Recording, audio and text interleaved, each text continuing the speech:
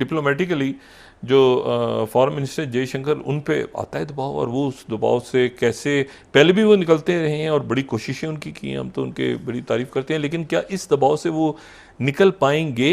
अगर बताऊं शुरू करूं तो डॉक्टर जयशंकर से हम स्टार्ट करते हैं। सर बहुत जबरदस्त किस्म की उन्होंने एड्रेस किया है यूनाइटेड नेशन जनरल असेंबली में। क्या Nor must we countenance that political convenience determines responses to terrorism, extremism, and violence. Similarly, respect for territorial integrity and non-interference in internal affairs cannot be exercises in cherry picking. माहौल थोड़ा सा गड़बड़ी है India Canada के बीच में, ठीक है।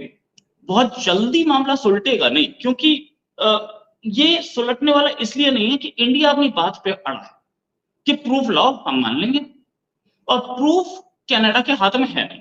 If you have something specific, if you have something relevant, let us know. We are open to looking at it. या कनाडा और भारत का डिप्लोमेटिक कन्फ्लिक्ट है। श्रीलंका के फॉरेन मिनिस्टर ने भी स्टेटमेंट दी और बड़ी स्टेटमेंट है। उन्होंने ये कहा है कि भाई कनाडा के प्राइम मिनिस्टर ने जो इल्ज़ामात लगाए हैं वो बेबुनियाद हैं, और ख़ास तौर पे जो एक सिटीज़न को उन्होंने स्टैंडिंग ओवेशन दिया है अपनी पार्लियामेंट में, जिसका लिंक था वर्ल्ड वार 2 के साथ और नाजी के साथ ये लिंक था, उसको लेके भी उन्होंने क्रिटिसाइज़ किया है। इंडियंस की जगह पाकिस्तानी कनाडा में काम करेंगे, इंडियंस वहाँ से निकल जाएंगे, वीज़े बंद हो गए हैं, तो अब पाकिस्तानी जो है कनाडा में काम करेंगे। दूसरे मुल्कों के इंसान चांद पर उतर रहे हैं, तुम लोग ईद बकरीद रमज़ान का चांद देखने के लिए करोड़ों रुपए खर्च कर देते हो। जो लोग चांद को देखते हैं उनको अपना कमरबंद नज़र नहीं आता, तो चांद क्या नज़र आएगा। मैंने 1000 बार कायद से कहा, कसम खुदा की ये ख्वाब मैंने नहीं देखा। कायद ने 10,000 बार मुझसे कहा, अल्लामा ये पाकिस्तान मैंने नहीं बनाया था। नमस्कार दोस्तों, विदेश मंत्री एस जयशंकर ने यूनाइटेड नेशन की जनरल असेंबली में अपने धमाकेदार स्पीच में इस बार कनाडा को अच्छी तरीके से नाप दिया। उन्होंने अपने सीधे और बेबाक अंदाज में कहा कि किसी भी देश को आतंकवाद और हिंसा पर एक्शन अपनी राजनीतिक सहूलियत के हिसाब से नहीं लेना चाहिए। उन्होंने कहा कि समय बदल रहा है और अब दूसरे देशों की बात भी आपको सुननी होगी। इधर दोस्तों, कनाडा की मीडिया पूछ रही है कि भारत के सामने शेर बनने वाले ट्रूडो चीन के आगे मेमने क्यों बन रहे हैं। कनाडियन मीडिया ट्रूडो के पक्षपात करने वाले रवैये की खूब आलोचना कर रही है।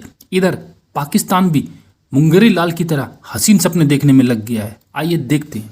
एक ही सेंटेंस में तीनों को नाप दिया। उन्होंने बोला कि respect the territorial integrity and non-interference in internal affairs cannot be exercised in cherry picking। मतलब आप ऐसे नहीं कर सकते कि ये सारी चीजें यानी कि territorial integrity और non-interference आप किसी cherry picking एक जगह करें दूसरी जगह ना करें। हमारी इंटीग्रिटी है, आपको पता होना चाहिए। ये चाइना को भी बताया हमारी टेरिटोरियल इंटीग्रिटी, बीच में आना मत। पाकिस्तान को भी समझाया, कश्मीर की जो वो बोल के गए थे कश्मीर पे इनके प्राइम मिनिस्टर के, उनको तगड़ा जवाब दिया था हमारे रिप्रेजेंटेटिव ने।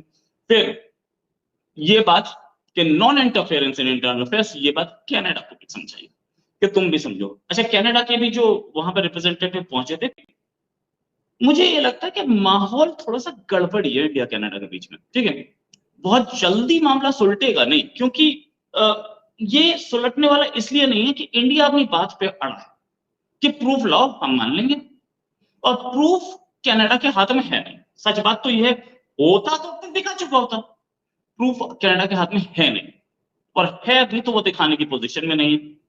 कहा यह गया, कनाडा के बहुत सारे अखबार बोल रहे हैं कि नेशनल सिक्योरिटी एडवाइजर आए थे इंडिया और आकर के उन्होंने प्रूफ दिया है।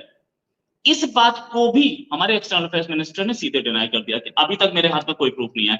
एक रिपोर्टर ने यह क्वेश्चन तक पूछा कि क्या आपको प्रूफ मिला है, तो जयशंकर साहब हमारे एक्सटर्नल अफेयर्स मिनिस्टर ने बोला कि अगर मेरे को प्रूफ मिला होता तो क्या मैं उसे देख नहीं रहा होता। तो इसके साथ ये भी दिखता है कि इंडिया बिल्कुल क्लियर है, प्रूफ लाओ हम एक्शन लेंगे। Share with you very frankly what we told the Canadians. One, we told the Canadians that this is not the government of India's policy. Two, we told the Canadians saying that look, if you have something specific, if you have something relevant, let us know. We are open to looking at it. Situation where actually Jaishankar साहब ने बिल्कुल clearly बोल दिया कि proof मिलेगा तो जरूर action लेंगे। कोई भी कंट्री प्रूफ देगा हम देंगे, लेकिन अब तक प्रूफ ही हमारे हाथ में नहीं आया तो क्या करें। अच्छा, ऐसा ही एक क्वेश्चन अमेरिका में व्हाइट हाउस के स्पोक्सपर्सन से भी पूछा गया, तो वो खेल क्या गए, उन्होंने ये बोला कि यार हम देखेंगे, हम हमारे यहाँ इंडिया इन्वेस्टिगेशन में सहयोग दे, और इंडिया हमारे लिए इंपॉर्टेंट है इंपॉर्टेंट, जरूरत आपको है, जियो स्ट्रेटेजिकली आप देखेंगे, हम तो देख ही रहे हैं, खैर हमारा तो चल जाएगा।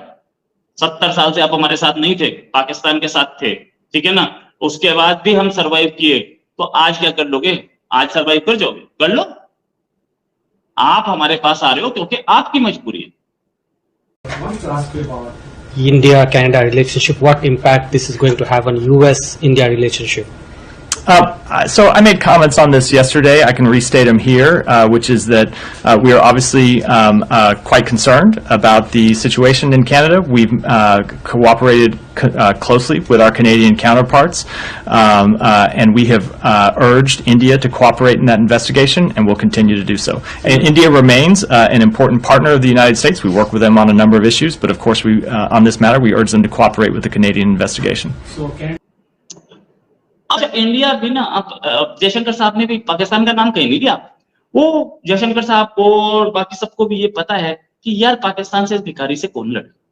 हम जब एक बड़ी इकोनॉमी से, कनाडा, यूरोपियन इकोनॉमी, जब यूरोपियन नहीं, अमेरिकन इकोनॉमी से भिड़ रहे हैं और अमेरिकन कंट्री से भिड़ रहे हैं, जिसकी जो काफी साल से डेवलप है, उससे भिड़ रहे हैं, तो हम पाकिस्तान को अपने पहले टिप क्यों लाए, पड़े अंदर कोने में, पाकिस्तान से नहीं करना हमने। मीडिया पर मैं आपको सही बता रही हूँ, वो ये कह रहे हैं कि अब इंडियंस की जगह पाकिस्तानी कनाडा में काम करेंगे, इंडियंस वहाँ से निकल जाएंगे, वीज़े बंद हो गए हैं, तो अब पाकिस्तानी जो है कनाडा में काम करेंगे। तो भाई पहले तो आप ये समझ लें कि जो वीज़ाज़ बंद हुए हैं वो इंडिया ने कनाडा के वीज़ाज़ बंद किए, तो कनाडा में आपको जो जगह मिलेगी वो किस बेस पर मिलेगी। पहली बात तो ये, अगर आपको वहाँ पे जगह मिल भी जाती है तो जो पहले वहाँ पर इंडियंस काम करें, फ़र्ज़ करें वो चले भी गए, वैसे कौन जाता है सब अपनी सारी ज़िंदगी की वो छोड़ के कोई इस तरह निकल जाता है, ऐसा तो नहीं होता।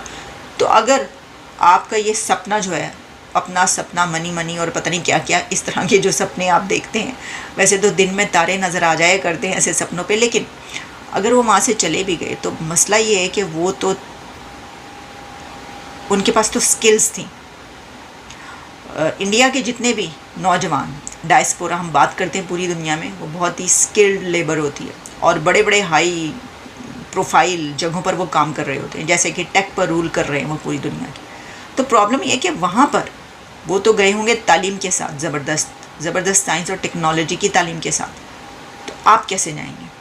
क्योंकि ऐसा तो नहीं हो सकता कि किसी भी जॉब पर वो पाकिस्तानी को ले लें कि कोई बात नहीं, अब क्योंकि इंडियन चले गए तुम आ जाओ, तुम लोग बेशक कुछ नहीं आता फिर भी हम तुम्हें इन्हीं ओहदों पर लगा देंगे, ऐसा तो नहीं हो सकता ना।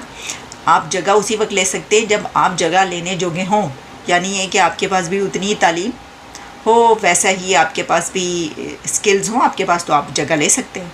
बेशक आप वीज़ाज़ जो हैं वहाँ पर ना भी खुले हुए तब भी आप कोशिश करते रहें, तो तब भी आपको उसी वक्त वहाँ पे जगह मिलेगी किसी इंडियन की जगह पर, जब आपका भी जो लेवल है वो उसी इंडियन जैसा होगा तालीमी मैदान में। कोई मतलब तुसी जरा समझ रहे हो यार, गल नहीं हैगी वो वाली और जैसा मैंने आपको कहा कि इंडिया ने वीज़ाज़ बंद किए हैं। दूसरे मुल्कों के इंसान चांद पर उतर रहे हैं, तुम लोग ईद, बकरीद, रमज़ान का चांद देखने के लिए करोड़ों रुपए खर्च कर देते हो। जो लोग चांद को देखते हैं उनको अपना कमरबंद नज़र नहीं आता, तो चांद क्या नज़र आएगा?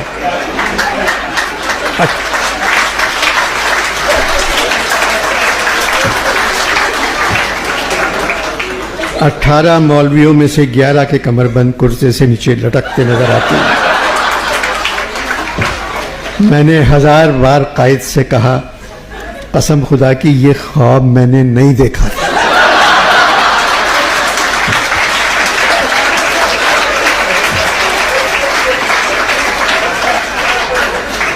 कायद ने 10,000 बार मुझसे कहा, अल्लामा ये पाकिस्तान मैंने नहीं बनाया था।